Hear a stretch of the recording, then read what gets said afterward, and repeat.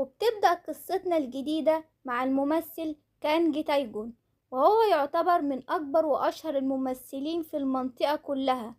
وهو موهوب ومتألق في صناعة الأفلام، وهو مركز اهتمام الجميع في العالم، وهو اللي بيستضيف مهرجان فيلم تجنغمون رو الأول.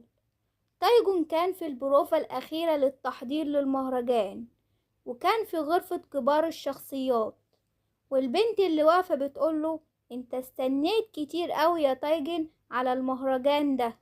وبتقوله ان غرفة كبار الشخصيات دي انها كبيرة قوي ومن اكبر الغرف اللي موجودة هنا. وبتقوله ان بما انها البروفة الاخيرة انهم هيظبطوا الازياء وهيختبروا كل الكاميرات اللي موجودة للتحضير وهيبدأوا البروفة. وواحد من اللي واقفين بيقولوا إن تايجن هو الممثل الأفضل، وإنه بيراهن إنه هيتم اختياره في المهرجان ده، إنه هيكون الأفضل من حيث الشكل والمظهر واللبس، بما إنه أفضل ممثل في العالم كله. وتايجن جاهز للمهرجان.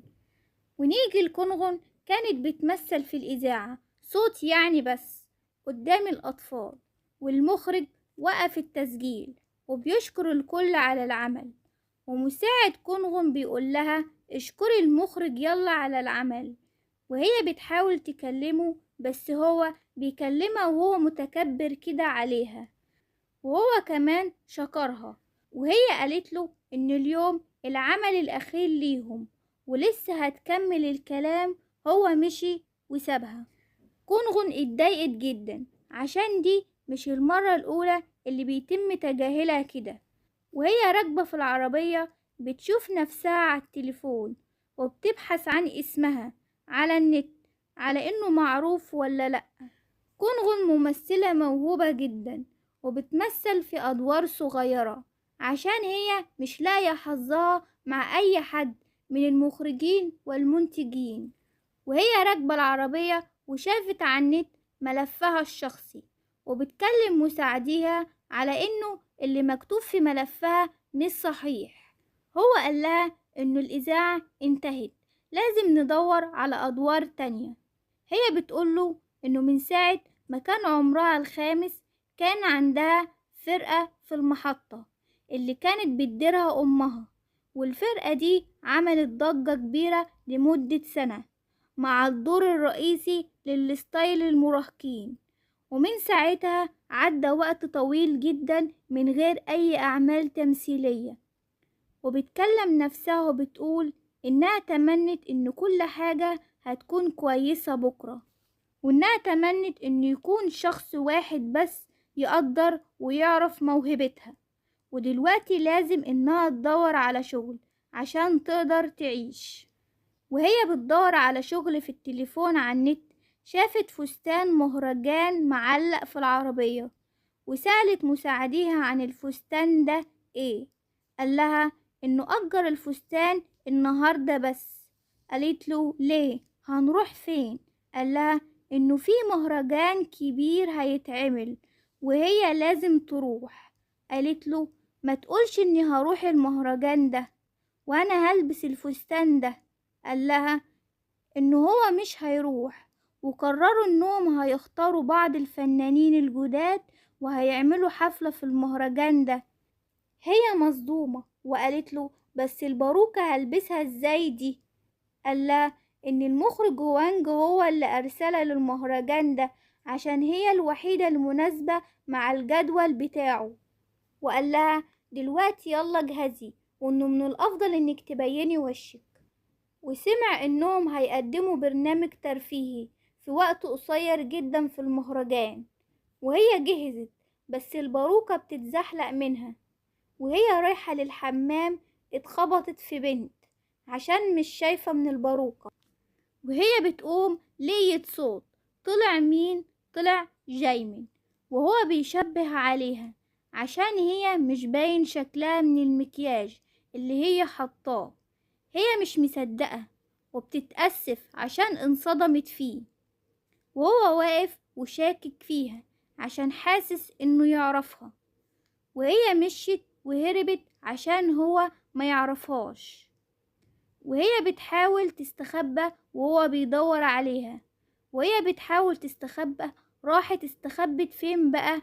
عند غرفة تايجون الممثل المعروف والمشهور، ودخلت هناك وهي بتتمنى انه يكون معرفهاش عشان شكلها كان وحش.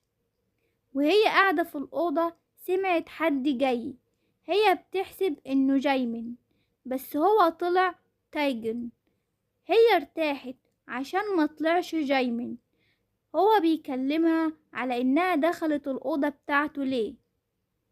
وهما بيتكلموا الباب خبط وتايجن رايح عشان يفتح الباب. هي مسكت الجرافطة بتاعته عشان ما يقولش انها هنا ويخبيها، وهي عمالة تشده من الجرافطة والبدلة، وهي بهدلت البدلة خالص. وهو كمان رايح المهرجان بالبدلة دي. وهو فتح الباب ولقي جايمن. تايجن قاله انه عارف انه مش بيقابل حد قبل العرض المباشر، وكونغون مستخبية وراه.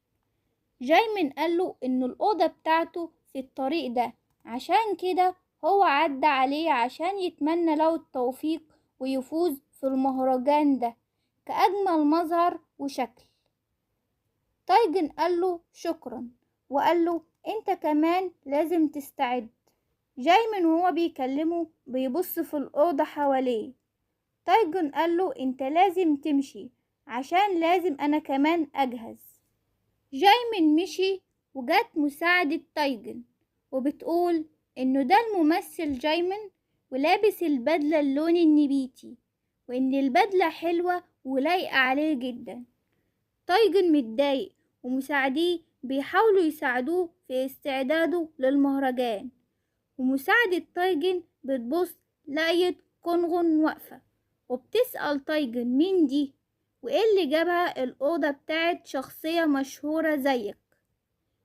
كونغون بتتأسف وعايزة تمشي، وهي ماشية الباروكة وقعت منها. وهي ماشية وبتكلم نفسها وبتقول إنها فرحانة إن جايمن ما شافهاش وإنها ترجع البيت دلوقتي. بعد عدة أيام تم اختيار جايمن كأفضل إطلالة في المهرجان. وكونغون قاعدة وفاتحة التليفون بتتفرج في النت على أخبار المهرجان، ولقيت إن جايمن فاز كأجمل إطلالة في المهرجان، وإن تايجن اللي كان مشهور في اللبس وكل حاجة مفز في المهرجان ده، ولكن طلع جايمن كأجمل منه في الإطلالة والشكل. كونغون بتتفرج في التليفون وبتقول في نفسها إن دي مش البدلة اللي شافتها على تايجن اليوم اللي قابلته فيه في أوضته. ونيجي لتايجن كان قاعد مع المخرج وبيقوله انت اكتر واحد مشهور وبتفوز على طول كأجمل إطلالة تلقب بالأسوأ، وبيتريق عليه وبيقوله انت لو لبست البدلة اللي عليك دي كنت هتفوز في المهرجان ده. تايجن بيقوله خلاص بقى بطل تتريق عليا، وبيسرح وبيفتكر وقت ما قابل كونغون وصدم فيها ودلقت القهوة على البدلة. المخرج بيقوله انت مش هتعمل دور في دراما تاريخية؟ تايجن قاله انت عارف اني مش بمثل بدراما الفترة دي. قاله المخرج انت كنت بتمثل كتير الفترة اللي فاتت، طب ايه رأيك في الدراما الرومانسية نصها خيالية وهتبقى انت الملك اللي هيقابل امرأة اثناء نزول المطر ويقع في الحب. تايجن قاله خلاص هشوف مشروعاتي وهشوف الشركة اللي انا متعاقد معاها. والمخرج وراله السيناريو بعمل جديد وقاله انه هيحب الدور ده قوي. ونيجي لكونغون، هي كمان المدير التنفيذي بيدور لها على شغل جديد، وطلع نفسه اللي كان مع تايجون ده يأكد انهم هيمثلوا مع بعض. وهي كانت قاعدة مع المدير التنفيذي ومع المخرج وكانوا بيتكلموا عن الدور بتاعها وإنها تكون البطلة كمان، يعني مش هتيجي دور مساعد، ده هي هتبقى الشخصية الرئيسية، وإن الممثل المشهور تايجون موجود في القائمة الرئيسية. وهي مستغربة جدا عشان تايجن هيجي هو البطل معاها. وهي قاعدة مع المخرج وهو بيقول لهم إن البطل هو تايجن. المساعد بتاعها مستغرب وبيقول ازاي كونغون تمثل مع ممثل في القمة على طول زي تايجن. المخرج بتاعها قال لهم ان كونغون عندها موهبة، والمخرج بتاع تايجن هو اللي عايز ده. كونغون مستغربة وقلقانة من الدور مع البطل عشان هو في القمة على طول، وهي عمرها ما تقدمت في أدوارها خالص. وكمان قلقانة من شخصية تايجون عشان هو بيبان انه مغرور على طول. والمخرج قالها انها هي اللي هتمثل البطلة مع البطل تايجون، وجايمين هيمثل دور الخادم. هي اتضايقت عشان جايمين هيمثل معاها، عشان هي كانت بتحبه زمان ومش عايزة تقابله. بس هي قررت وقتها انها تكون قوية وهتقدر تمثل وتنجح في الدور ده. ونيجي لتايجن وقاعد بيشوف السيناريو لشغله الجديد، وشاف اسم كونغون وقال انه مسمعش اسمها قبل كده، يا ترى مين دي؟ وشاف كمان اسم جايمين ضمن القائمة وبيقول في نفسه يا ترى مين دي، بس يا ريت تكون حفظت السطور بتاعتها كويس. ونيجي للمخرج بتاع تايجون اللي عمل اجتماع للممثلين اللي هيعملوا الأدوار، وطلب من الكل يبصوا في السيناريو كويس، وطلب من الكل انهم يعرفوا نفسهم واحد واحد. وجي دور تايجون عرف نفسه وقال على الدور بتاعه، وهو بيقعد بص على كونغون وبيشبه عليها، وهي مش عايزة تبص لا يعرفها، وبتقول في نفسها انه مستحيل انه يعرفها عشان هي كانت حاطة مكياج كتير ولابسة باروكة وقتها لما قابلته. والمخرج قال لها جه دورك يا كونغون، عرفي نفسك. هي قامت وعرفت نفسها وعن الشغل بتاعها قدام اللي موجودين.